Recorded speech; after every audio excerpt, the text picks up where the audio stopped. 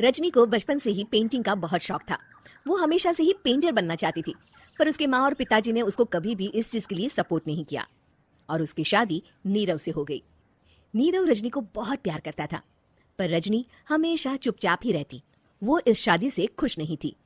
वो ये शादी नहीं करना चाहती थी। उसे तो हमेशा से पेंटर जो बनना था। अपने इस सपने को वो नहीं पूरा कर पाई, इसलिए वो हमेशा उदास रहती थी। रजनी, बहुत ही बढ़िया फिल्म लगी है, कल देखने चले?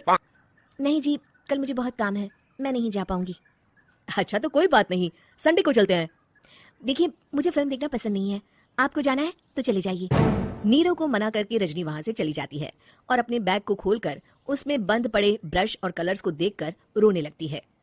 रजनी, चलो ना कहीं बाहर खाने चलते हैं, कुछ तुम्हारी पसंद का। जी मुझे नहीं जाना, मेरी तबीयत ठीक नहीं है। रजनी वहां से चली जाती है। नीरव को समझ नहीं आता कि रजनी उससे इतना दूर क्यों रहती है। वो जब भी उसके साथ वक्त बिताना चाहता है, रजनी कोई ना कोई बहाना बना देती है। एक दिन घर पर कोई नहीं था। रजनी घर का सारा काम जल्दी से खत्म कर लेती है। घर पर अकेले होने के कारण वो सोचती है कि वो आज पेंटिंग करेगी। वो अपने कमरे में जाकर पेंट ब्रशेस और कलर्स निकालकर जैसे ही कलर मिक्स कर रही होती है कि दरवाजे पर बेल बज जाती है। अब कौन आ गया इस वक्त? इतनी मुश्किल से तो मुझे पेंट करने का मौका मिला है। रजनी दरवाजा खोलती है तो उसकी सास अपनी सहेलियों के साथ खड़ी होती है और सब घर के अंदर आ जाते हैं। अरे बहू, सबको शरबत बनाकर पिला दे, बाहर तो बड़ी गर्मी है। उफ। जी। रजनी पेंट ना कर पाने से उदास हो जाती है। उसे गुस्सा भी आ रहा होता है कि उसने इस शादी के लिए हाँ क्यों कह दी। वो रसोई में जा रही होती है कि उसकी सास उसे रोकती है। बहू, सबके खाने का भी इंतजाम कर लेना, आज का लंच तो ये सब यहीं करेगी। हाँ। रजनी बिना कुछ कहे रसोई में चली जाती है। सबके लिए खाना बनाती है। सब खाना खाते हैं और रजनी घड़ी देखती है कि ये सब कब जाएंगे ताकि वो अपनी पेंटिंग कर सके। जब शाम होती है तब सब चले जाते हैं अपने घर। अरे बहू, सब तेरे खाने की तो बहुत तारीफ कर रहे थे, सबको बहुत अच्छा लगा खाना। आपको मुझे सुबह बताना चाहिए था ना कि आपकी सहेलियां आ रही है। पता भी है कितना वक्त लगा सारा खाना बनाने में। अरे बहू, तू ऐसे कैसे बात कर रही है मुझसे? तो और कैसे बात करूं? मैं इस घर की कोई नौकरानी नहीं हूं कि इतना काम करूंगी।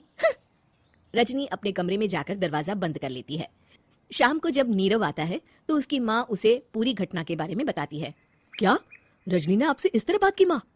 हाँ, और पता नहीं उसे क्या हो गया है, शाम से बाहर भी नहीं आई है। मैंने तो कई बार आवाज दी, खाना भी नहीं खाया उसने। तू ही बात करके देख ले बेटा। नीरव अपने कमरे का दरवाजा खटखटाता है। रजनी, दरवाजा खोलो, मैं हूं। रजनी दरवाजा खोलती है और फिर वापस जाकर अपने बिस्तर पर लेट जाती है। रजनी, माँ से बात करने का ये क्या तरीका है? मैंने कोई गलत बात नहीं की है।